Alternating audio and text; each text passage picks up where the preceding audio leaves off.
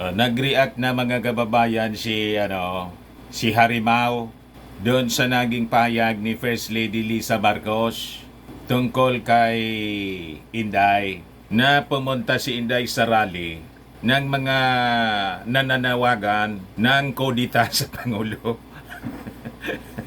Ano ba, sabi sa interview ni Katonying, mga kababayan, kay Lisa Marcos, nasaktan niya ako. Ngayon, sabi po ni Harimau, ngik. Yan ang reaction po ni Harimau. Yan o. Mas malala daw si BP Sara kay Lenny, ngik. She's never said anything negative about PBBM kahit ano pa ang nasa loobin niya. Hello! Ito naman si Harimau, parang hindi abogado. Wala mang ganong sinabi si Lisa Marcos na mas malala si Inday kay Lenny. May sinabi bang ganon? Talagang nangilig ninyo magtay ng kwento para kayo yung Chinese ambassador. Palibasaan niya Mr. Maravillas, magkakakulay sila ng mga Chinese. Mga propagandista ng China. Kaya sanay sila na magtay ng kwento. Tulad ng akusasyon ng China na yung ating Pangulong Bongbong Marcos daw ay alam yung secret agreement. Yan ngayon ang sinasabi ng Chinese Embassy, mga kababayan. Yung Chinese ambassador. Parang si Harimau po, mahilig magtay-tay ng kwento. Wala man pong sinabing ganyan si Mrs. Lisa Marcos. Napakalinaw sa interview po. Parang hindi ninyo pinakinggan. Ito yung sinabi ni Mrs. Lisa Marcos. Sabi niya, for me, nasaktan ako because my husband will do everything to protect you. You run together, di ba? Sama-sama tayong babangon muli. Pumunta ka sa rally. Tatawagin yung presidente mong bangag, di ba? You're going to laugh. Tama ba yon? Even Lenny never did that. Yung madlang po ang sinabi ni Mrs. Lisa Marcos. Hindi man niyang sinabi na mas malala pa si Inday kay Lenny. May nabasa kayong ganon sa statement? Dira niya Mr. Maravillas, ang ibig sabihin nun ni Harimau, ininterpret niya yung sabi ni Mrs. Marcos, Lisa Marcos, na hindi yon ginawa. Even Lenny, hindi ginawa yon. Hindi man talaga po ginawa ang ganon. Walang ganon. Medyo, kung ikukumpara mo si Lenny at saka si Inday, tama po kayo, Harimau, mas malala. Tama? Si Lenny kasi medyo may delikadesa pang kaunti. Tama pa? And in fact, si Lenny, mga kababayan, nang masense niya na hindi na siya imbitado ng administrasyon ni President Digong, di ba inappoint siya as drug czar? Pero hindi man seryoso yung appointment. Gusto lang ipahiya talaga. Ngayon, nag-cabinet meeting po. Hindi in-invite si Lenny. Natunugan, mga kababayan. Inunahan na ni Lenny, si Digong, nag-resign na siya. Pero tama kayo po, na mas malala si Inday kaysa kay Lenny kasi hindi pa mag-resign.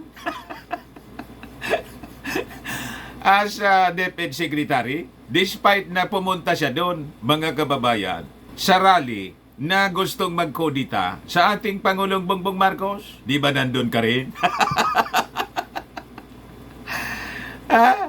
But before ko, mga kababayan, ibigay sa inyo yung full story ng mga balitang yan kasi may mga nag-react ng iba at magandang ipaabot ko sa inyo itong reaksyon ng isang member ng Congress sa naging statement po ni Mrs. Lisa Marcos. Click subscribe mo na po dito sa ating YouTube channel and hit the notification bell para lagi po kayong updated sa mga kaganapan dito sa ating bansa. Like and share na rin po ninyo. ng ating video. At huwag na rin po ninyo na-skip yung ating mga commercial ads para tuloy-tuloy lang ang pag-unlad ng bagong Pilipinas. Sa mga naghanap po ng malinis and spacious fitness gym, pumunta lang po kayo sa aming Colossal Fitness Gym. We also offer Grab Car Rental with our brand new 2023 model ng Toyota Innova. We also accept booking for those who are planning to travel via PAL, Cebu Pacific, and other airline companies. And bills payment for Meralco bills, PLDT, etc. Ang Colossal Fitness Gym is located at 3rd floor, Security Bank Building, Landco Business Park, Legazpi City, Albay. For inquiries, look for Gilon Maravillas. Contact number 0966-802-0949. Na-set up na rin po yung aming mga bagong gym equipment. May treadmill na rin po kami. Ito naman po yung bagong product naming binibenta online. iGlow Serum galing pong South Korea. Negosyo siya ng aking anak na architect entrepreneur, Riz Maravillas. Whitening po siya. Tingnan niyo yung epekto sa kanya. Sa inquiries ninyo po, dumiretso na lang kayo sa kanyang messenger, Riz Maravillas. Ito naman po, Firmax Firming and Lifting Cream. Mainam po ito sa mga pains at mga paninigas na mga kaso-kasuan. Pinapahid lang po siya sa mga pulses and affected area. Ito naman po, Automax Radiant Serum. Sa mukha naman yung application. Anti-aging po siya. You will look 10 years younger than your age. Sa mga cancer patients naman po, baka lang gusto niyo itong itry. Ningxia Red Mixed Fruit Drink. Hindi man po siya gamot, food supplement siya. Kaya lang gawa siya mga kababayan sa goji berry. Yung goji berry may anti-cancer properties. O ngayon, yung mga inquiries po ninyo, dumiretso na lang kayo sa aming messenger sa Facebook para masagot namin agad. Ayos pa? Ayos na ayos, Adya Mr. Maravillas. So balikan natin mga kababayan yung kwento, yung sinabi ni Harimaw na ngi! So mali po yung sinasabi ni Harry Roque. Sa bagay, ano pa man ang asahan ninyo sa taong ito? Isanay na sanay sila sa pagtatahi-tahi ng kwento para mag-suit sa kanila pong agenda na siraan yung ating Pangulong Bongbong Marcos. Kasi nga po, may wagang kamay na nagpapagalaw sa kanila. Galing pong Beijing. At ang objective mga kababayan, iupo si Inday, si Mrs. Lisa Marcos po, kung ano yung feeling niya, nilalabas lang niya mga kababayan. Kasi po, sa totoo lang, matindi po yung panginsulto, pangaliposta na ginawa ng mga Duterte. Never itong nangyari sa mga previous presidents po, kundi ito'y nangyari lang sa kanyang tatay at ngayon sa kanya. Ganon sila inaaliposta, binababoy. Pero tingnan ninyo, yung ating Pangulong Bongbong Marcos, kalma lang po, tuloy-tuloy sa kanyang mga ginagawa. Pero Mr. Maravillas, bakit nagpa-interview na si First Lady Lisa Marcos kay Katunying? Malapit na po ang paghuhukom. Di ba? Sabi nga po, in everything there is a season in time. A time to laugh, and a time to mourn. A time to embrace, in a time to refrain from embracing. Malapit na po ang total na divorce ng Uniteam. Nag-hold na lang po sa Uniteam yung ating Pangulong Bongbong Marcos. Tapos si Amy Marcos, nakita ko kasama si Inday. Ayaw pang bitawan, mga kababayan ni Amy Marcos si Inday. Nandun sa Isabela yata yon. Nasa distribution ng mga... Yung sandar yata, tingnan natin. Ito pa. Yung pamilya mga kababayan ng gustong magkudita. Nag-aaliposta sa kanyang kapatid na si Pangulong Bongbong Marcos. Kasama si Inday. Posted 18 hours ago. Nasa Kawayan City, Isabela kami ng aking kaibigan. O kita ninyo? na si BP Inday Sara noong Miyerkules, Abril 17. Kasama namin sina Department of Agrarian Reform Secretary Conrado Estrella III, the Regional Director Primo Silara, Isabela Governor Rodito Albano III, Vice Governor Faustino Bocci III at si Calayan City Mayor Cesar D. Jr. sa pagbibigay ng 1,140 emancipation patents, certificates of land ownership award, and e-titles para sa 901 agrarian reform beneficiaries mula sa iba't ibang probinsya sa lugar. Kasama mga kababayan ni Super Ate. Kaya nalilito yung mga Marcos loyalists. Ano ba niya? Di ba niya, Mr. Maravillas, parang pinaringgan na ni Inday si Super Ate doon sa video niyang manggagamit? Ayun ang reading. Mga kababayan ng mga netizens. Na yung hugis mangga. Yung shape kasi ng pagmumuka mga kababayan ni Amy Marcos, parang yung slice ng mangga na dinudot-dot ni ni Inday sa bagoong mga kababayan. Tapos sabi niya, ito ang bagong pangalan nito, manggagamit. So anyway, pagmasdan na lang po natin ang galawan nila sa mga susunod na araw kung tuloy-tuloy pa rin.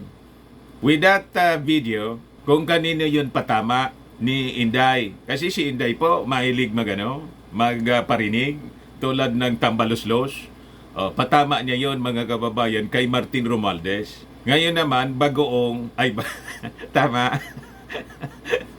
Bagoong at mangga. Tapos, sabi niya doon sa video, ang mangga daw, bagong pangalan, manggagamit. Ewan ko kung napanood na yon mga kababayan ni Amy Marcos. Ngayon, kung patama yon sa kanya, malamang we can expect na sa mga susunod na araw mga kababayan, magsasubmit na ng divorce paper.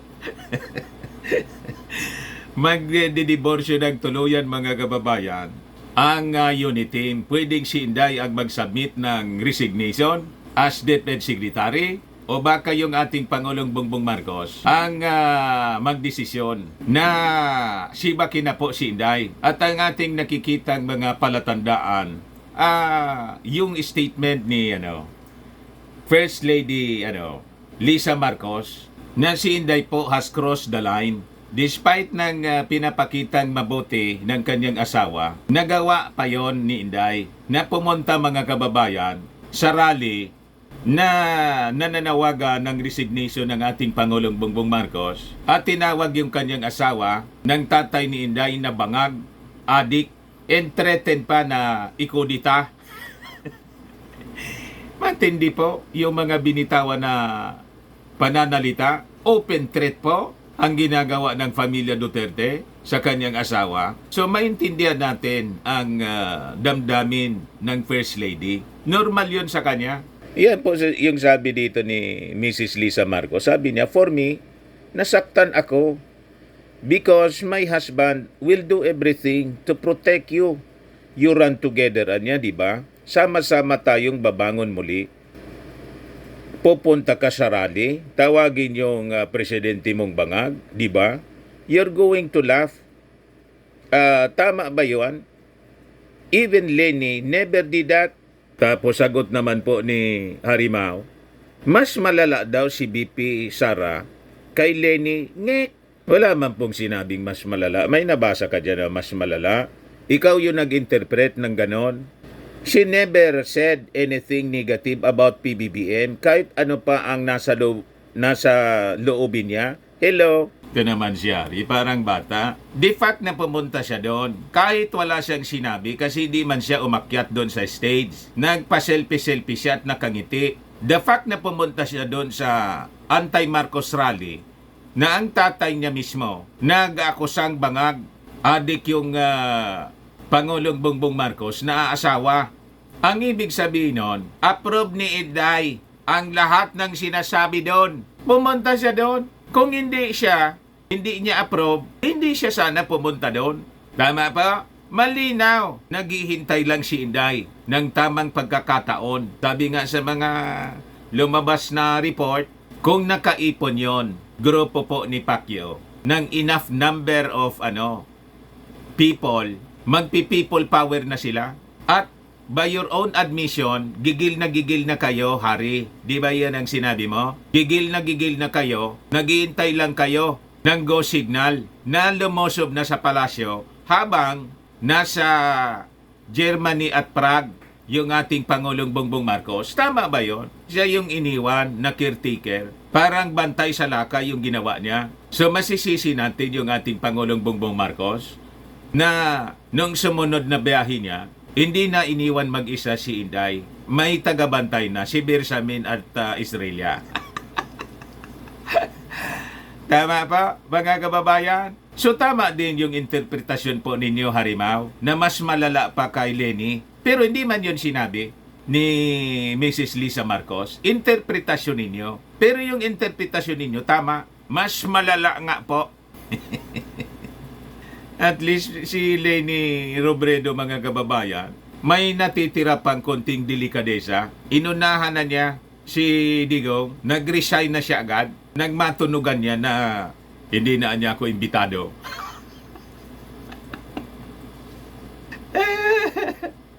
Nag-resign, mga kababayan, as drug czar. Pero si Inday, kapitoko pa rin, despite ng kanyang mga pinagagawa. At despite ng ginawa ng ating Pangulong Bongbong Marcos, na hindi na siya iniwang mag-isa, as caretaker, nang magbiyahe yung ating Pangulo pa Amerika, kung may hiya siya sana, hindi na niya yun tinanggap. Kasi, pahiwatig yon ng ating Pangulong Bongbong Marcos, na unti-unti nawawala na siya ng tiwala sa kanyang Vice Presidente. Hindi ba yon malinaw sa inyo, Harimaw? Pero alam namin na makikipagtigasan kayo kasi nga, sabi ng mga analyst, narinig ko lang ito po, hindi man ito galing sa akin. Yung DepEd kasi ay siyang may pinakamalaking budget sa lahat ng departamento. Kaya kahit wala man pong masasabi nating significant accomplishment si Inday, ayaw pang umalis as DepEd Secretary. Tama pa? O ngayon, ito po yung sabi dito sa balita. San Jose del Monte Lone District Representative Florida Rida Robes has empathized with First Lady Lisa Araneta Marcos regarding the latter's bad feelings toward Vice President Sara Duterte as revealed in video clip circulating online. Yung interview po ito ni Kato Ying. So sabi po ni Robes, she agrees with Araneta Marcos in that the latter has always shown kindness to Vice President Duterte. Tama po, di man po inaano. Maganda palagi yung pinapakita po. Pero tingnan ninyo ngayon ang pag-ugali ng mga Duterte. Lalo na yung tatay at mga kapatid ni Inday. Matindi po yung pag-aliposta.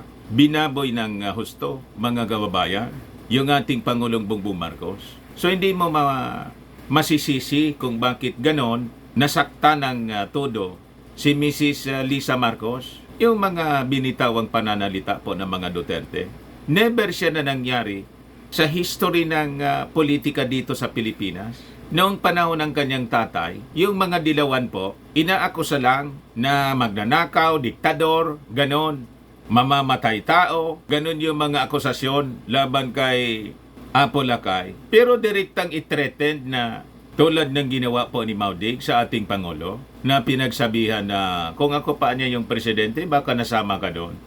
Meaning doon sa Magana EGK. At yung sinabi ni Baste na matulad ka niya sa Mussolini and Romanov, that is not a veiled threat. It is an open threat to the life, mga kababayan, ng ating Pangulong Bongbong mismo. Never yan na nangyari noong panahon ng kanyang tatay. At yung tawagin mo yung Pangulo na bangag, adik, may adik tayong presidente. Never yan na nangyari, mga kababayan, noon. So, ganun nila binaboy. Pero yung ating mismong Pangulong Bongbong, ayaw silang patulan. Sabi nga, nang hingan siya mga kababayan ng reaction ng foreign media, hindi ko anya pinapatulan ng mga ganyang personal attacks. Ad hominem anya. Hindi ako pumapatol sa ganyan. So maganda, itong sinabi ng isang congressman ay congresswoman po pala. But the Vice President crossed the line when she attended a rally that not only maligned President Marcos but also called for his ouster, sabi po ni Robes, echoing the words of the First Lady who was visibly upset in the viral video clip. So sabi po ng Congresswoman, they savaged her husband, and to her credit, her reaction was not only delayed but also polite. So, belated reaction yung ginawa ng ating First Lady. Belated na po, delayed, pero polite. May breeding kasi po. Itong mga Marcos Araneta, they have breeding, good breeding. Yung mga Duterte po, askal. Askal na may rabies. Infected po ng rabies. Galing sa fentanyl. Ano nga saan mo sa mga taong ito? Mga kababayan. Kaya yung nilalabas ng kanilang mga bibig, talagang ang sasama. Galing po kasi yan sa kanilang mga masasamang puso. Masama yung kanilang puso, kalooban. Yan po ang nasusulat po sa Matthew 12:34-40. Ayan, sabi diyan, the mouth speaks the things that are in the heart. Good people have good things in their hearts, and so they say good things. But evil people have evil in their hearts, so they say evil things. Malina po, galing po sa puso, masamang puso. Ang mga Duterte po, masasama ang puso. Yung mga DDS vloggers, masasama din ang puso. Kasi hawa-hawa po yan, mga kababayan. Kaya huwag kayong magtaka kung bakit yung mga DDS vloggers, ang sasama ng lumalabas sa kanilang mga bibig. Tama, pagmumura, pag-aliposta sa mga Marcoses, pangiinsulto, pinapalabas sila lang yung mga matatalino, at yung mga pro-Marcos vloggers, mga bobo.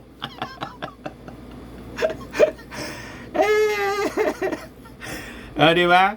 Ganon sila mag-degrade ng tao. Pero ang katotohanan, baliktad. Ganon kasasama sila magsalita. Kasi po, masasamang tao sila. Kasi masasama ang kanilang puso. Evil hearts. Kaya ang mga lumalabas sa kanilang mga bibig, basura po. Napakalinaw. Good people have good things in their hearts. And so, they say good things. But evil people have evil in their hearts. So, they say evil things. Kaya wala tayong marinig na masama mula sa bibig ng ating Pangulong Bongbong Marcos kasi mabuting tao po yung ating Pangulo. In contrast, masasamang tao po yung mga Duterte. Kaya masasama yung lumalabas sa kanilang bibig. Pati ng lahat ng kanilang kaalyado. Si Mrs. Lisa Marcos, hindi natin maringgan ng masamang pananalita despite ng pang-alipusta sa kanyang asawa. Kasi mabuti ang kanyang puso. Malinaw na po. Mga nagre-react dito po sa aking video na kung ano-ano yung sinasabi sa akin, hindi ko po pinapatulan kasi alam ko na yung kanilang pagkatao. Mga masasamang tao sila. Kaya kung ano-ano po yung tinatawag sa akin, kung ano-anong mga akusasyon, hindi ko man po pinapansin kasi kilala ko na ang kanilang pagkatao. Ito sila po Ba't ko naman po ibababa yung aking pagkatao sa level po nitong mga masasamang loob? Tama ba? So, sakto yung description po ni Congresswoman Robes. So sabi niya, now compare her language to the venom spoiled by the Dutertes. Yung venom po, galing yun sa galing yun sa ahas. Venom. I-compare mo niya yung venom. Ang ibig niyang sabihin, yung napakasasamang mga salita, yung pagtawag sa ating Pangulong adik, may bangag tayong presidente. I-compare mo niya sa mga pananalita na binibitawan or binitawan ni Mrs. Lisa Marcos despite ng pag-alipusta sa kanya ng mga Duterte, sa kanila ng mga Duterte. Polite pa rin niya. Is the First Lady's statement factual? Yes, it is based on the truth. It is an honest reaction niya to insults uttered during a rally that happened, she underscored. Vice President Duterte's father, former President Rodrigo Duterte, has become one of the incumbent chief executive's harshest critics this past few months. At never nating na-experience na nagkaroon tayo ng Pangulo, dating Pangulong ganyan, katindi. Wala na siya sa posisyon, daldal pa rin ang daldal, at gustong magdikta sa kung anong dapat gawin ng ating Pangulong Bongbong Marcos. Parang siya na lang yung magaling. At yun din ang pananaw ng kanyang mga supporters na kulto. Palibasa yung spiritual advisor po niya, kulto nga. O di ba? Na may patong-patong na kasong sexual harassment, sexual abuse, rape, ano pa ngayon? Yung non-bailable, qualified human trafficking, kung ano-ano pa. Boss, dito po sa local courts, pati sa Senado under investigation, pati doon po sa Amerika, wanted siya. Yon ang spiritual advisor, mga kababayan ni Mau Diggs. Asa pa kayo na may maririnig kayo na mabuting pananalita galing po sa kanila? Inapakalinaw ang sinasabi po sa Bible. Ulitin natin. Sabi sa Mateo 12:30-40, ang bibig daw ay nagsasalita ng mga bagay na galing sa kanyang puso. Na galing sa puso. Ang mabubuting tao may mabuti sa kanyang puso. Kaya ang sinasabi niya, mabubuti rin. Pero ang masasamang tao, may masama siyang puso. So ang sinasabi niya, masasama rin. Malinaw na pa. Ngayon, nasa sa inyo na lang po kasi demokrasya tayo. Kung gusto ninyong magpakabuti, makarinig ng mga mabubuting bagay, pakinggan ninyo ang ating Pangulong Bongbong Marcos. Pakinggan ninyo yung mga vloggers na sumusuporta sa ating Pangulong Bongbong Marcos. Pero kung gusto ninyong magpakasama, di doon kayo sa mga Duterte at makinig doon sa mga vloggers nilang masasama. Choice ninyo yan buhay ninyo yan Hindi namin kayo pipigilin. Gusto ninyong magpakasama. Sabi po sa Revelation 22:11, let the one who does wrong continue to do wrong. Let the vile person continue to be vile. Let the one who does the right continue to do right. And let the holy person continue to be holy. Kayong mga masasama daw, diretso lang kayo kung gusto ninyong gumawa ng masasama. Yung mga mabubuting tao, gumawa ng mabuti. Kasi po, may paglalagyan po kasi ang bawat isa sa atin. Yung gumagawa ng mabuti, may reward din sila. Yung mga gumagawa ng masama, may paglalagyan sila. Tingnan ninyo yung kinakaharap ngayon nitong mga kasama po ni Mau Diggs. Si Pacquiao po, siya mismo, nahaharap sa ICC investigation. Yung SMNI, sarado. Si Pacquiao, wanted. Ngayon, namomoro na rin po si Pantaleon.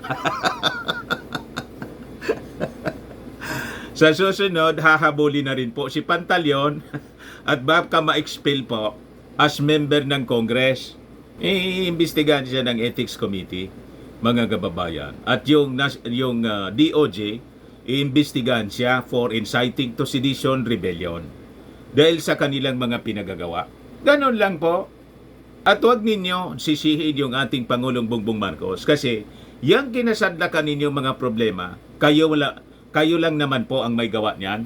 Gumawa kayo ng masama, ayan ang consequence ng paggawa ng masama. Diyan nyo, Mr. Maravillas, yung sinasabi ng Chinese Embassy. Binabaliktad po, parang si Harry Roque po.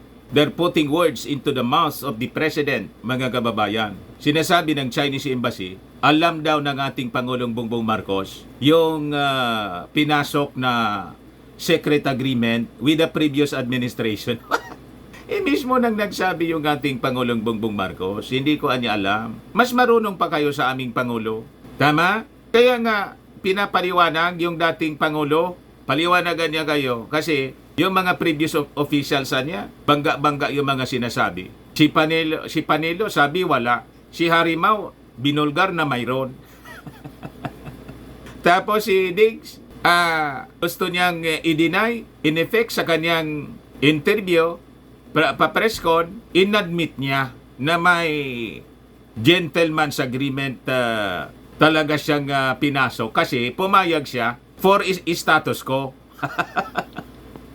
Di ba? Ito ngayon yung sinasabi ng Chinese Embassy po. Marcos admin was briefed on agreement covering WPS activities. Ayan po ang sabi nila rito.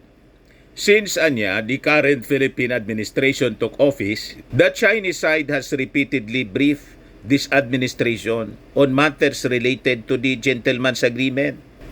The Chinese side invited the envoy of the president to China for special concerns of the Philippines to Beijing last September to discuss how to properly manage the situation at Ayungin Shoal, which resulted in an internal understanding, sabi po ng Chinese Embassy spokesperson sa nilabas nilang statement. Kasi sabi ng ating Pangulo, ano niya yung laman ng secret agreement and why was it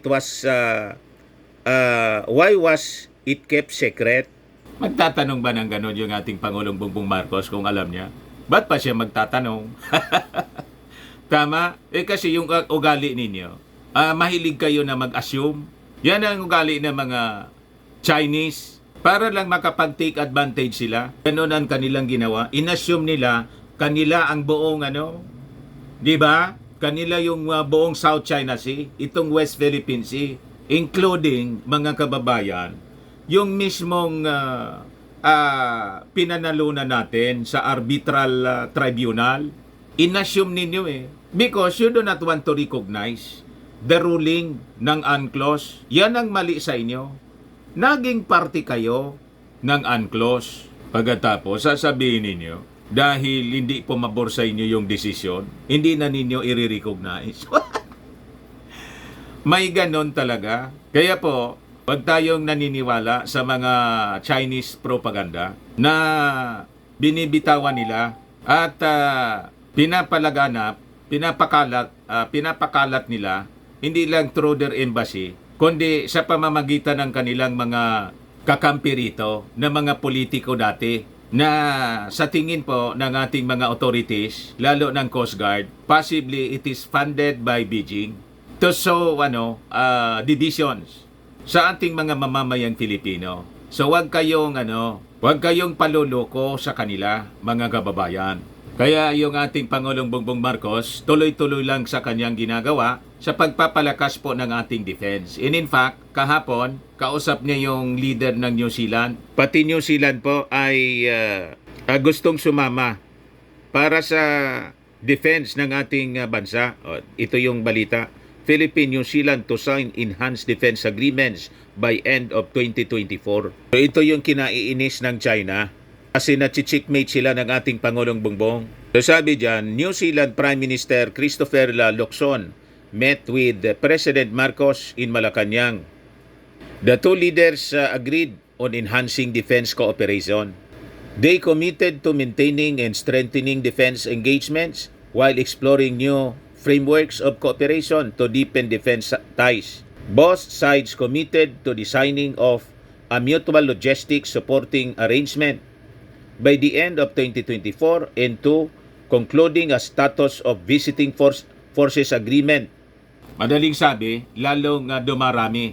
Mayroon tayo sa Amerika na Mutual Defense Treaty. Mayroon din tayong VFA and EDCA sites with America. And our defense agreement with Japan, magkakaroon din tayo ng katulad po na VFA sa Japan at pati po sa Australia. And this time, New Zealand na rin po, mga kababayan. So dumami ng dumami yung ating kasangga, ready to defend the Philippines mula sa aggression ng China.